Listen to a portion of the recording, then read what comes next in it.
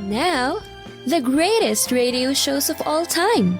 Suspense. The Shadow Node. Washington calling David Harding, counter-spy. Classic radio theater. The Great Gildersleeve. Fibber McGee and Molly. Dragnet.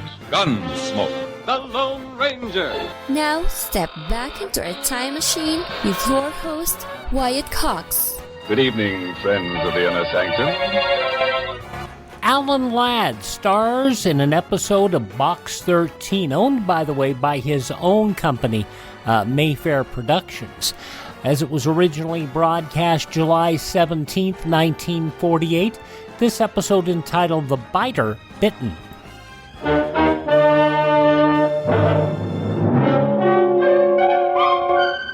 Box 13, with the star of Paramount Pictures, Alan Ladd as Dan Holliday.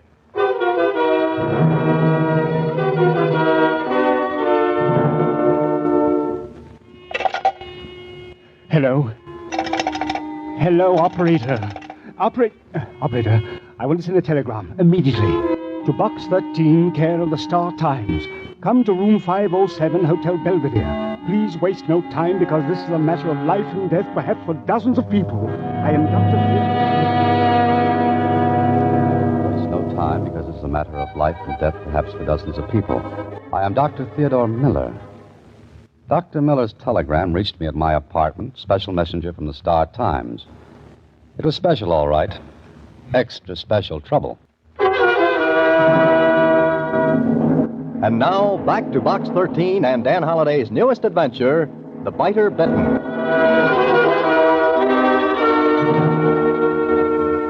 Dr. Miller's telegram reached me at 5:15 in the afternoon. At 5:32, I was on the 5th floor of the Hotel Belvedere. At 5:33, I spotted the room number, 507. Then I heard... Well, what was it? I walked to room 507 and the sound became louder. I knocked at the door. Yes? Who is it, please? Box 13. Oh, good, splendid. Please do come in. Thank you for coming. Thank you. You're welcome, but for what? Oh, I will explain. Excuse me a moment. Oh, certainly.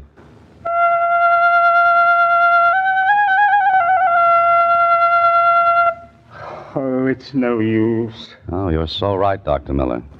Music like that does seem a little out of place. You're joking. I think you're the joker, Dr. Miller. No. Please forgive me, but I am desperate. Why don't you settle down and explain your telegram and this weird little concert? I am Dr. Theodore Miller. Yes, I know that. I'm Dan Holliday. Mr. Holliday, do you know what a herpetologist is? Yes, I know what it is. A snake expert. Exactly. So? Mr. Holliday, someplace in this hotel, perhaps on this very floor, there is a dangerous snake loose. Are you kidding? No. I'd better explain. Yes, you'd better.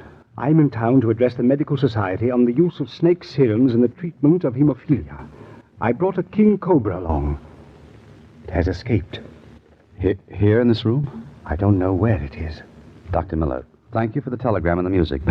I'm going. Wait, please. You're either a liar or you're crazy. No. Look here. My credentials. The hotel manager will verify them. You yourself can check. You will see that I am who I say I am. That doesn't stop you from being insane. Yes, I know how all this sounds, but please believe me, we must find that cobra.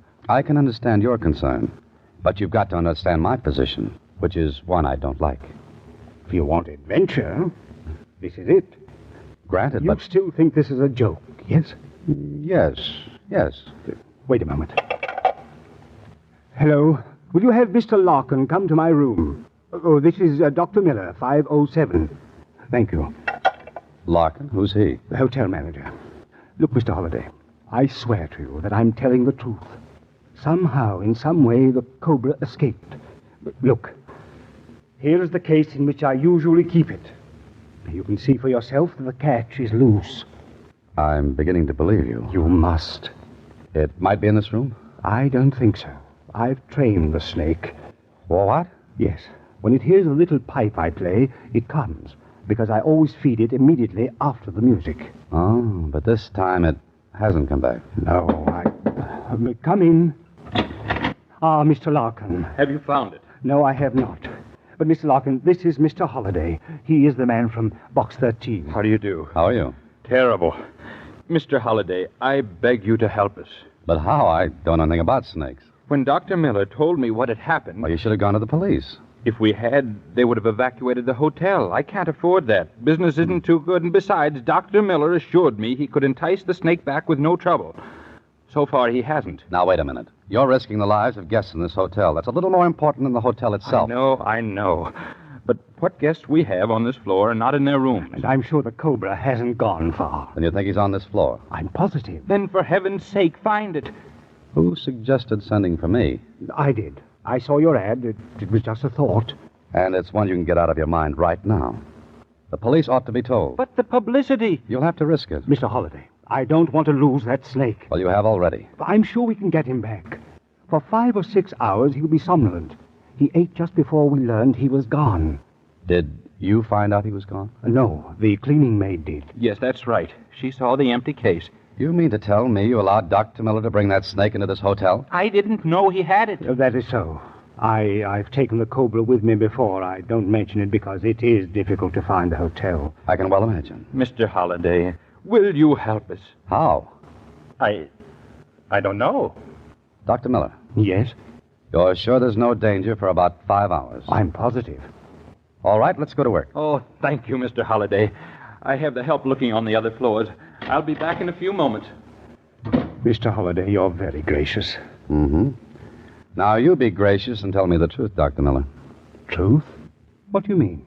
I don't believe that snake just got away. You think I'm lying? Yes? Well, Go on. All right. I believe someone deliberately freed the snake. But why? So it would strike me. Kill me. Uh-huh. I was wondering why an experienced man like you are would be careless with a dangerous thing like a king cobra. It's hardly likely you'd forget about a catch on the case. You're right. And, Mr. Holliday, I'm afraid. Who freed the cobra? I don't know. I think you do. I don't know. I swear it. I just don't know. All right. Meanwhile, the thing's loose. But what are you going to do? I'll help you look for it. But if we don't find the snake in 1 hour, I'll go to the police.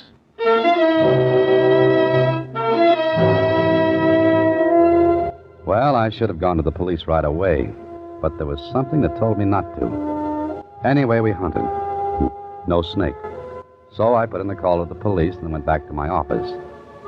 There was something bothering me, but I didn't know what it was. But I took the trouble to do a little research with Susie's help. Here's what you're looking for, Mr. Holliday. This article right here. What does it say? I'll read it to you. Miller, Theodore E. Noted Herpetologist? herpetologist, famous for investigations into use and value of snake serum in various diseases. Let me see. That's Miller. Did you think it wouldn't be? I wasn't sure, but that's his picture. And that's the man at the Belvedere Hotel. Want me to read some more? Yeah, go ahead.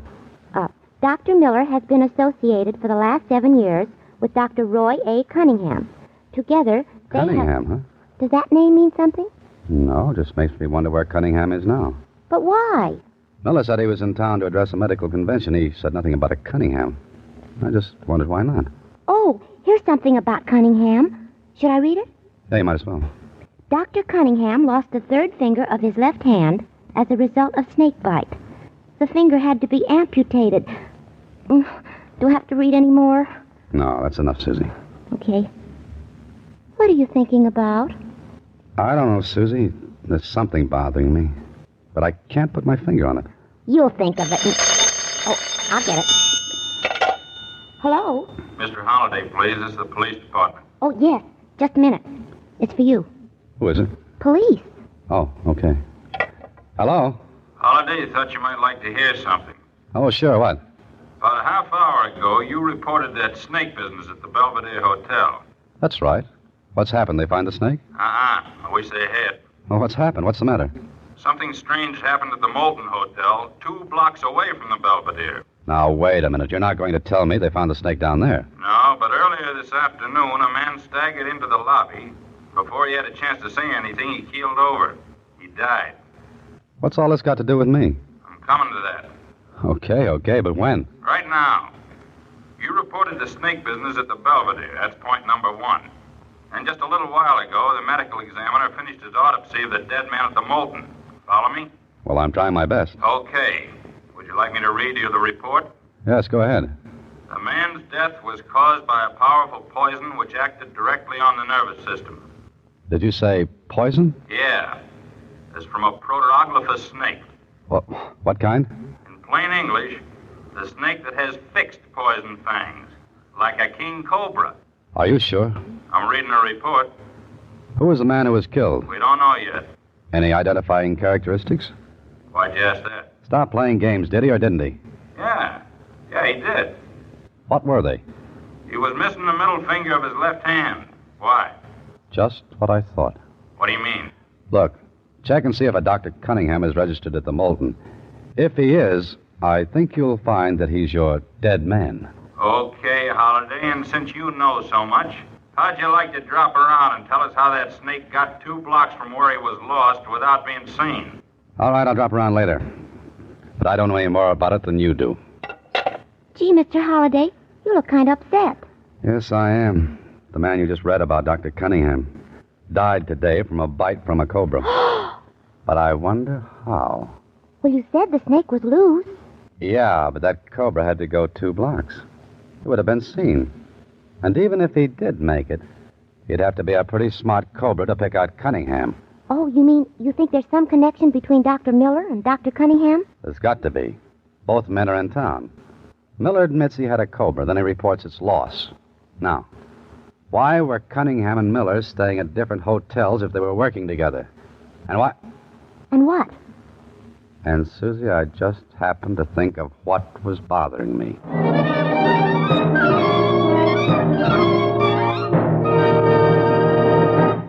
July 17th, 1948, Box 13 on Classic Radio Theater with Wyatt Cox. While Alan Ladd was an outstanding actor, he was not a big actor. Alan Ladd was 5'6" to 5'7", not a very tall man, and that affected a lot of the way his roles had to be shot. Nevertheless, in radio, you didn't see how tall he was. You didn't have to. The voice spoke for itself. From July 17th, 1948, Box 13 on Classic Radio Theater with Wyatt Cox. And now, back to The Biter Bitten, another Box 13 adventure with Alan Ladd as Dan Holliday. Sure, I happened to think what it was that bothered me. But it didn't tie in with anything. At least, not right then. So my first stop was police headquarters for a chat with the medical examiner. Yes, it's correct, Mr. Holliday. The autopsy on Dr. Cunningham showed definitely that his death was caused by venom. Possibly that of a cobra. Uh-huh. But no trace of the cobra itself. The Moulton Hotel's been searched. I have interns from the city hospital standing by with anti-venoms. Anti-venoms? Yes. They're made from the venom itself, often efficient in the treatment of snakebite. I see. Okay, thank you, Doctor. Where are you going now? I thought I'd go back to the Belvedere Hotel. Uh-huh. Be careful. I don't want to go through another autopsy. Doctor, I'll do my best to keep from being the next subject. Oh, by the way, this Dr. Cunningham, know anything about him? No, not much. His specialty doesn't interest me, but I know he was a famous herpetologist. Worked with Dr. Miller? I believe so. They developed a serum for the treatment of hemophilia. Miller said he was to address a medical convention here. Know anything about that? Yes. As a matter of fact, Cunningham was to speak, too. Oh? What about? Well, I made some inquiries when I discovered the dead man was Cunningham. It seems he was about to present the medical profession with the results of his researches. Present? You mean give them away? Yes, why? Would those discoveries be worth anything? Well, if they're what I think they are, there's a fortune in them. I see. Why do you ask? I'm just curious. In fact, I'm very curious. Well, thank you, Doctor. If anyone here wants me, I'll be at the Belvedere Hotel. All right. And remember what I said. That cobra is dangerous.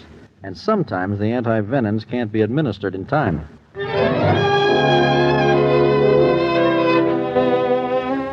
Well, maybe I should have told the police my idea, but I wasn't sure. I had to make sure because I had a hunch I was dealing with a very, very clever man. I went back to the Belvedere Hotel and spoke to Larkin, the manager. I don't know what to do, Mr. Holliday. There are police all over the hotel, and the guests know there's something wrong. Oh, this will ruin the hotel. Maybe not, Mr. Larkin. Maybe we can prove there's no Cobra loose in here. What? But Dr. Miller, the death at the other hotel, and... Yes, the death at the Moulton Hotel. But I've got a couple of ideas. Now, listen. Could Miller have left the hotel without anyone seeing him? Why, yes, of course. All right, let's say he did. But what does that mean? Look, Miller's telegram to me was delivered at 5:15 today. The medical examiner placed Cunningham's death at some time before 5, no later. The Moulton Hotel is only 2 blocks from here. Get it? No. Unless you're implying that Dr. Miller had something to do with Dr. Cunningham's death. Maybe I am. There was a motive. Cunningham was going to announce the results of the discoveries and give them away. Those discoveries were worth a fortune. It's just possible that Dr. Miller isn't quite the idealist Cunningham was. He murdered him? I don't know. In Cunningham's room at the Moulton, the police found 2 snakes. Cobras. Oh, well, then one of them bit him. Maybe, but I don't think so. Cunningham knew how to handle snakes. Also, he would have had antivenin ready. Now, doesn't it strike you as peculiar that a man like Cunningham would rush down into the lobby? Panic? Mm-hmm. No, that wouldn't hold water. All his life he'd handled snakes. If one bit him, he'd move quietly, get the antivenin, and use it, not rush around in a panic. But what you're suggesting is that Miller deliberately... But it'll be hard to prove. We've got to go to the police. With what? My story? No, I've got a better idea. Well, what is it? You have a pass key to Miller's room, haven't you? Yes, of course. Well, you phone him. Get him out of there on any pretext. Why? Please do it. You want this cleared up, don't you? Oh, well, yes, of course. But what'll I tell him? Get him into the basement. Tell him that one of your employees has seen the snake. That'll hold him down there at least until you and I are through in his room. His room? Mm-hmm. I've got an idea we'll find something very interesting. The ruse worked. While Miller went into the basement on a wild snake chase, Larkin and I searched through his room. What are we supposed to be looking for, Mr. Holliday? I'm not sure. Oh, look. A case of antivenin. Miller has one. Cunningham would have been sure to have one. Well, now that you've found it, we'd better get out of here before he comes back. Not yet. Let's see what's in that closet. Well, please hurry. Well? Well. Maybe I found something I've been looking for. This leather bag. Well, what's in it? Well, it's rather heavy. And there are holes in the bottom. Now, why would a bag have holes in the bottom? Holes? 3 guesses. But take only one. That's all you need. The cobra. Yeah. Larkin, take a pillowcase from the bed, quickly. What are you going to do? Hurry up, get that pillowcase. Here you are. Now what? We're going to dump the snake from the bag into this pillowcase. You're crazy. It'll bite us. No, it won't. It has to coil to strike. It won't be able to in the bottom of this case. Now, hold the pillowcase by the edge. With the mouth as wide open as you can get it. You're a fool. You're risking our lives. Snake won't strike. Now, get ready. Please, be careful. I'll do my best. I'm here too, remember? All right, ready? I'll open the catches of this leather bag. Now, here we go. It was a snake. Hold that pillowcase as far away from your body as you can. What do we do with this? Is there a linen closet close by? Yes, in the corridor outside. Okay, tie a knot on the top of that pillowcase and put it in the linen closet. And lock the door. Yes, of course. And warn your employees not to go near that closet. Mr. Holliday. What now? It's Dr. Miller coming back. I won't be able to get to the linen closet without being seen. Get back in here. Close the door. He has the house detective with him. Well, things couldn't be working out any better than they are. Mr. Holliday, I'm still holding this. Toss it under the bed, fast. Under the bed? Don't repeat everything I say. Just do it. Straighten the bed while I put this leather bag back in the closet. Go on. If I ever get out of this alive, I'll personally search all baggage coming into this hotel in the future. There. Okay, now we're all set. Sit down, Mr. Larkin.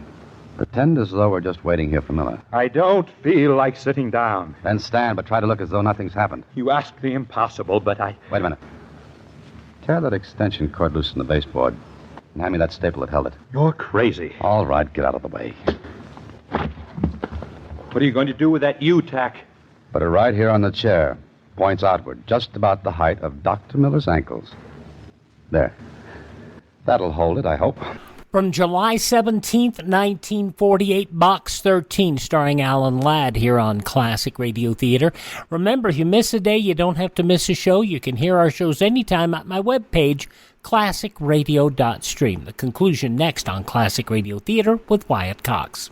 You ever make a change and then think, why didn't I do this years ago? Well, that's how people feel about switching to Medi-Share for their health care, especially now with inflation the way it is. People are very happy with the savings. Most families save about $500 a month when they switch. It's a huge help when prices are going up so fast in so many other areas. And Medi-Share's customer satisfaction rate is double that of health insurance. It's just a different experience, and people really like that. Medi-Share is an alternative to health insurance. It's a community of Christians who share each other's healthcare bills, and it's been going strong for over 25 years. It really is the gold standard, the most trusted name in healthcare sharing. Find out why people love it, find out why they rave about the customer service, and find out how good it feels to save some money right now. They're super easy to talk to. Here's the number, 833-34-BIBLE. That's 833-34-BIBLE, 833-34-BIBLE.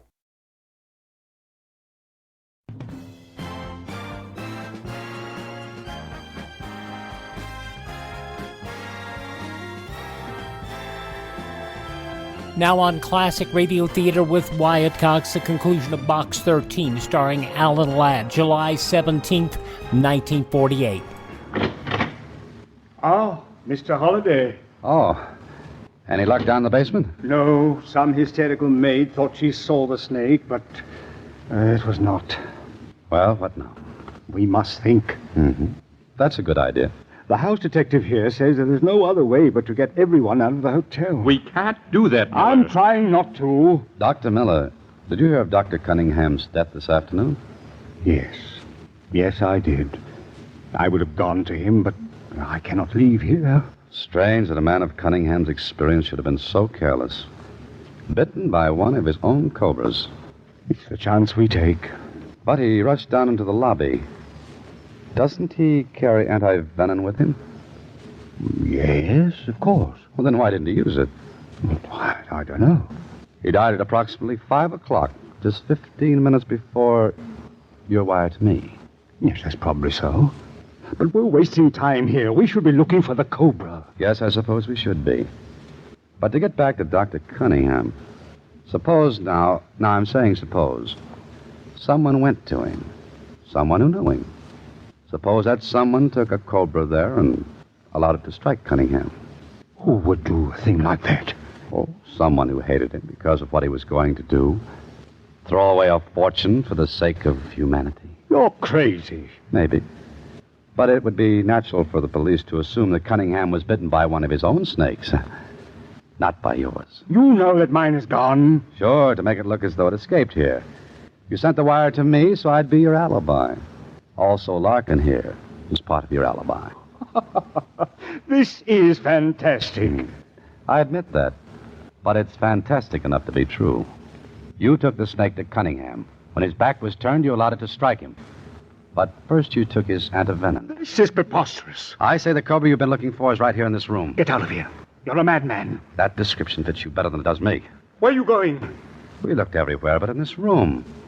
This closet. Keep out of there. What's this leather bag? Keep away from that. Why, it's just a bag and... Don't open it. Why not? It's empty. Look. Empty. You're a liar. No. No, I'm not. Look for yourself. The cobra. Don't you understand? It really is loose. Sit down, Dr. Miller. Sit down. You fool. What did you do with that snake? What snake? There was a cobra in there. Oh, trying to kid me, Doctor? You told us it had escaped. Even helped us look for it. No, will you please believe me? There was a cobra in there. No, I don't believe you. And I said, sit down. What's the matter? It was under this chair. It struck. Look, the marks on my legs, fangs. Holliday, please, hand me the antivenom. The case on the dresser. Did you hand it to Cunningham? You fool, I'll die! Cunningham's dead. Please, the case. I'll get it myself. Oh, no, you won't. Just a minute. Please, hand me the case. What about Cunningham? Yes, I killed him, the fool. Hear that, Larkin? Yes, I heard it. Good. The case, please, the case. You won't need it, Miller. If you look down at the leg of the chair, you'll see I backed you into this. Tack. Uh-huh. Just a U-tack. You know, Miller, you worked up a pretty good crime. But when you sent for me, you set me thinking. You should have been more careful with your story. Look, under the bed. The snake. It's loose. Larkin, don't move. Well, Mr. Holliday, it looks as though we're all hoisted by our own petard. You, house detective, get your gun out. If you move quickly, that cobra will strike. What will we do? I'm the only one used to handling snakes. Would anyone else care to try it? Larkin, look. Right at your elbow on the dresser. What? That little pipe. The one Miller plays. Pick it up, but do it slowly. Slowly. I can't move. You've got to. The cobra's moving toward you, Holliday. You're in the same boat, Miller. If you move, he'll go toward you. Think your way out of this one, Holliday. Larkin, do as I say. Take that pipe. Reach for it slowly. Go ahead.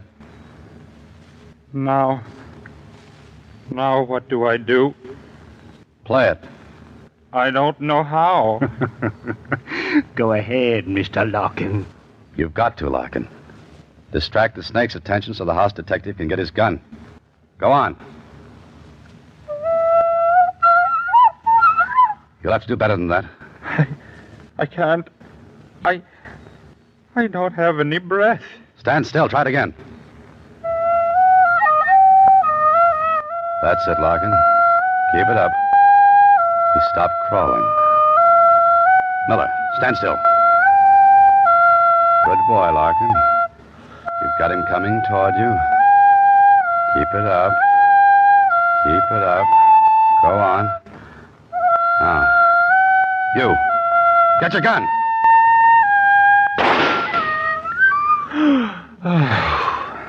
Well, that seems to be that. And Dr. Miller, suppose you and I and the house detective take a little walk. And I'll tell you the first mistake you made. The one that made your whole story seem just a little false.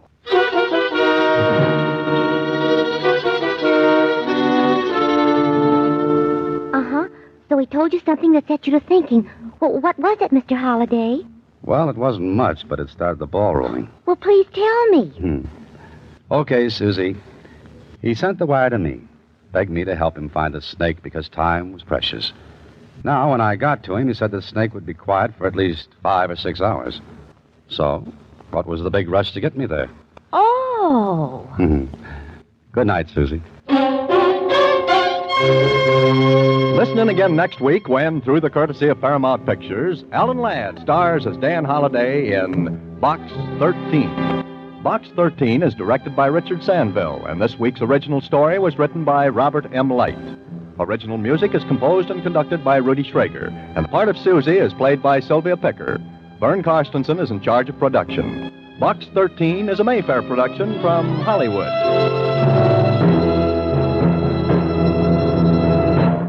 Watch for Alan Ladd and his latest Paramount picture.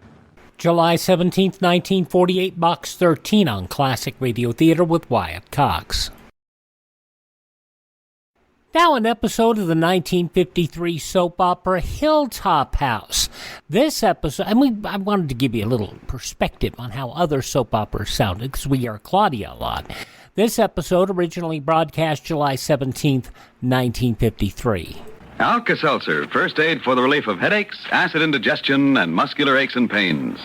Alka-Seltzer brings you Hilltop House.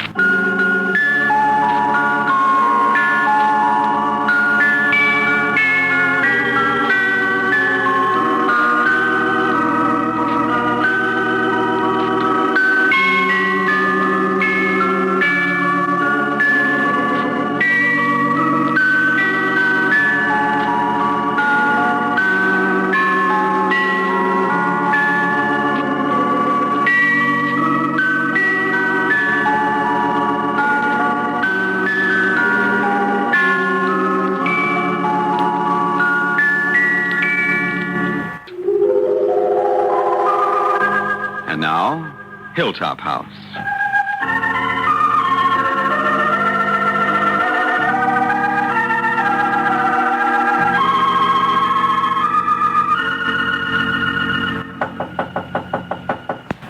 Miss Julie?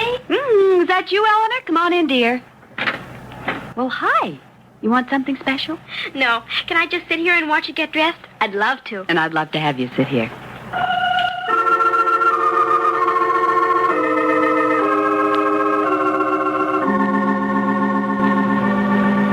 I knew my Hilltop girls and boys were finding every possible excuse to be with me. They were looking forward to my wedding day with great excitement, but it would be a day of sadness, too. I'd no longer be at the orphanage to share their fun and talk over their problems. They were getting accustomed to the new head matron, niece of our orphanage board chairman, Mr. Frank Clabber. It was a time of change for these children to whom life had already brought cruel changes. So I gave many hours to them, trying to help them through the fear that was only natural in a time of changes. 10-year-old Eleanor was the shyest of all the little girls, and she was the third one to come in and watch me dress for the dinner party. I won't be in your way if I sit over here? Well, that's too far away, honey. Come on. Over here on the bed, dear. Now, what's your opinion on these earrings? You think they're too large for me? Oh, no. I think they're just super. Well, which would be better with the dress, these or these? Well, try both of them on, and then I'll be able to tell you better. Oh, you're putting one kind on this ear and the other on that one. Who knows? Maybe I'll go to the party wearing one of each. They would set a new style. Oh, Miss Julie, you're always such a lot of fun. And Miss Gladys is... Oh, well, nothing. Hannah says she's sweet. And... Mm-hmm. She is. Well, she keeps thinking my name is Ellen. Every time I have to tell her it's Eleanor, and she says, "Of course, dear, of course." And it's 2 minutes after that she's calling me Ellen again. Well, honey, this is sort of a difficult time for her, getting adjusted to a new job and all of you children, and she's probably too nervous to concentrate on everything. She'll learn your names before long, honey. I suppose so. But she isn't pretty like you. Well, I just hope all of you grow to love her, and then you'll think she's pretty, too. Now, which earring is better, dear? The rhinestone or the pearl? They're both so pretty. I guess I like the rhinestone better, because it's sparkly. You sure you don't want me to wear one of each? Oh, you wouldn't. Oh, you want to dare me? It'd be different. My ears would start plenty of table talk. You better not do it, because it would be too different. Guess so. Who's coming to the party? Well, this is the family dinner. Nina and Jeff and Reid and me. Next week's the big buffet supper for all of our close friends and some of the doctors at Jeff's hospital. Are you just having dinner? Is that all? Well, after dinner, we'll drive over to the country club for dancing. And what are your plans for the evening, Miss Eleanor? Ooh, I don't have any plans. You're staying at home? Oh, no. I'm going to stay with Cindy and Marianne, because Mr. and Mrs. Abbott are going to the early movie. I like to go there. They always get ice cream when they come home. My favorite this week is pistachio. Oh, it's delish. It's going to be lonesome when you're not here anymore. Oh, I don't think it will be, dear. Just different. And remember, I'm going to invite you to come to visit me after I get back from the honeymoon. And don't worry, honey. Well, I'll get together with all of you real often. Will you invite the whole gang? Well, maybe 2 or 3 at a time. Once in a while, the whole gang. Well, that's something to look forward to. Hannah says we should be thankful you aren't getting married to a husband who lives in some other town. That's right. It is going to be different. Yes, Eleanor. Things keep changing, and that's part of life, honey. We have to get used to the changes and try to make ourselves as happy as we can. I wish nothing had to change. Sometimes I feel that way, dear, too, but we do learn how to accept the changes, and it doesn't mean things are going to be worse. Sometimes changes are for the better. Oh, yes. Hannah says it'll be better for you to be married, so all of us want you to be. We don't mind that. We're just sorry you can't get married and stay here, too. I know it's hard for you to imagine Hilltop without me, dear, and it's making you a little afraid, but Mrs. Clabber is very kind. And once you get used to her, you'll find Hilltop hasn't changed so much. It would be a mistake to be unhappy because you're getting a new head matron. That isn't giving her a fair chance. Now, is it? Well, I'll try to like her, honestly. But it won't be the same, because we like you first.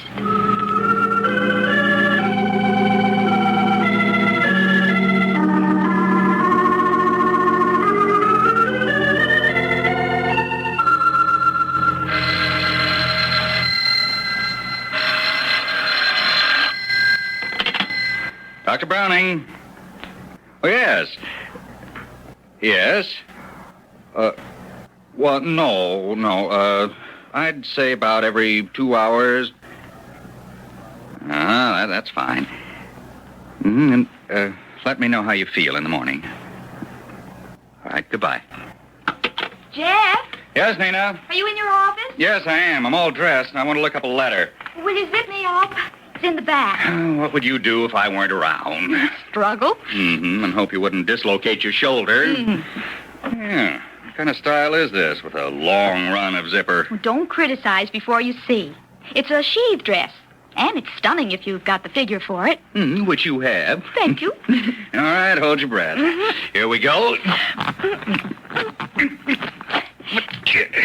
It's too small. How can it be? I haven't had dinner yet. You should have bought a bigger size.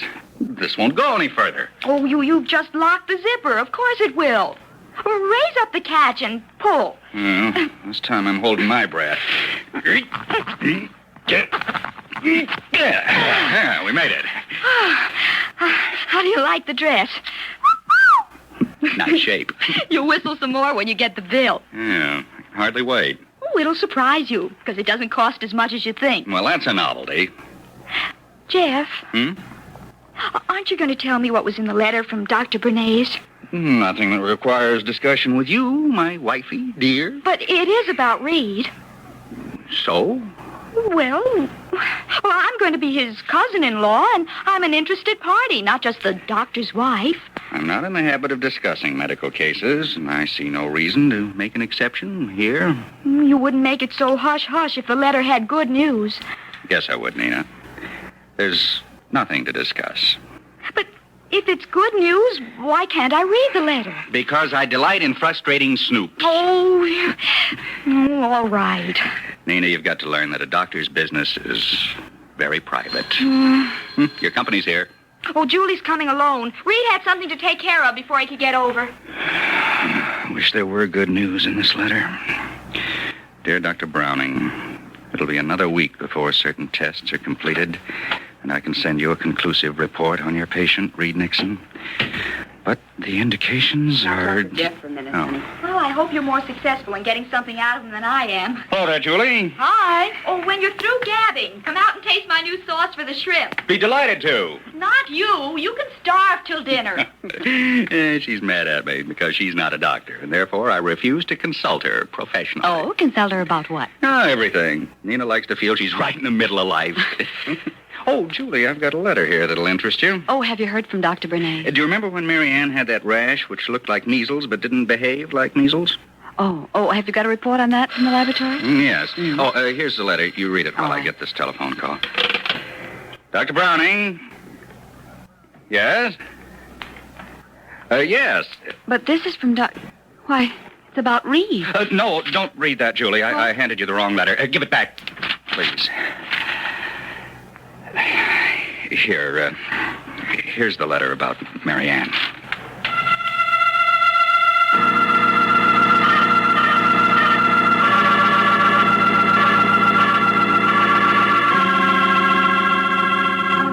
In just a moment, we'll return to our story of Hilltop House.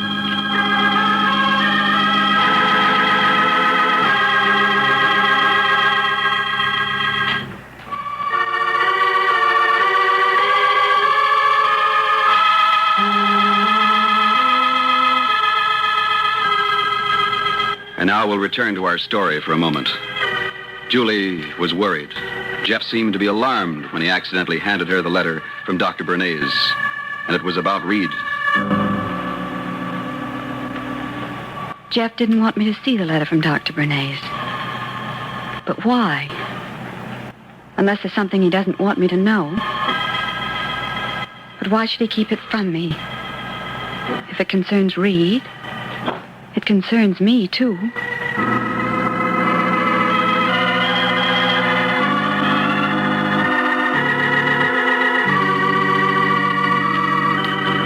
Be sure to tune in on Monday to another exciting episode of Hilltop House. Hilltop House is written by Addie Richton and Lynn Stone and is directed by Jack Rubin. Julie is played by Jan Miner. Robert Haig is Dr. Jeff, and Nina is played by Janice Gilbert.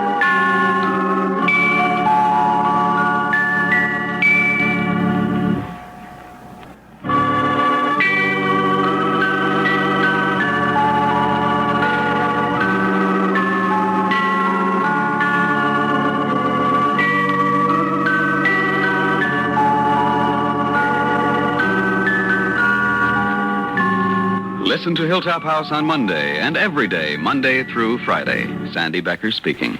This is the CBS Radio Network. Hilltop House ran with a couple of minor interruptions from 1937 to 1957 on both NBC and on CBS, as it was when you heard in this one. And the role that was played by Jan Miner, you know her better as Madge from the Palmolive dishwashing commercials. From July 17th, 1953, Hilltop House on Classic Radio Theater with Wyatt Cox. Thank you for making us a part of your day. Please thank this station. Support their advertisers, would you please? If you miss a day, you don't have to miss a single show. You can find all of our shows on demand at my webpage, which is classicradio.stream. We also have links for you to other sites that allow you to download the shows. We also have links to contact me and all of our social media links. And if you want to buy me a copy to help support this program, we'd be more than happy to have you do it. Thanks to those of you who have. And by all means, tell all your friends the great radio shows are right here at this spot on the dial. Classic Radio Theater with Wyatt Cox on your favorite radio station.